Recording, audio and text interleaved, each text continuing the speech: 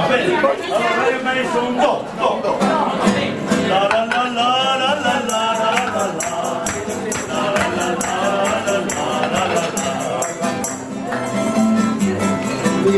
Quando una femmina mi viene a dire daccia la un po' durare, sta morendo, io sono filosofo, mi metto a ridere, posso accerciare che non fa, manca sia vicina, che la donna è così, ogni cosa nel proprio, poi come sarà sicuro, la memoria interesse.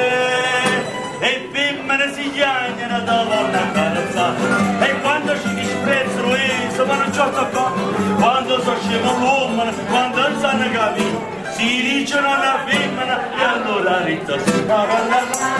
la la la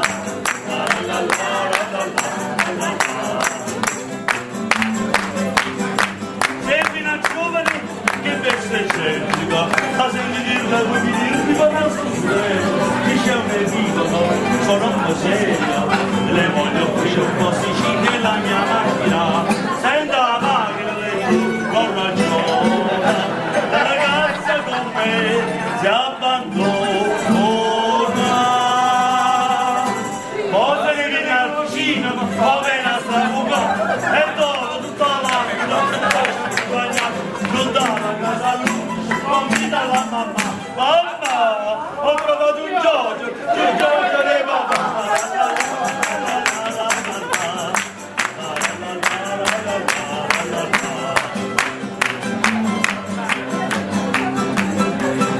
Se non è timido voi capite, mi sto sincero,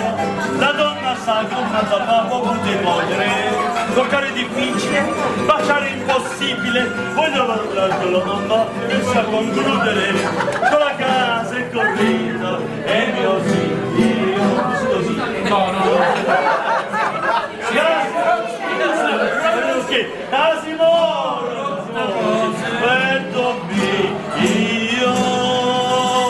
e il povero Marco quando è salito su correndo che se lascia non trova niente più e restano assogati con la moglie e la mamma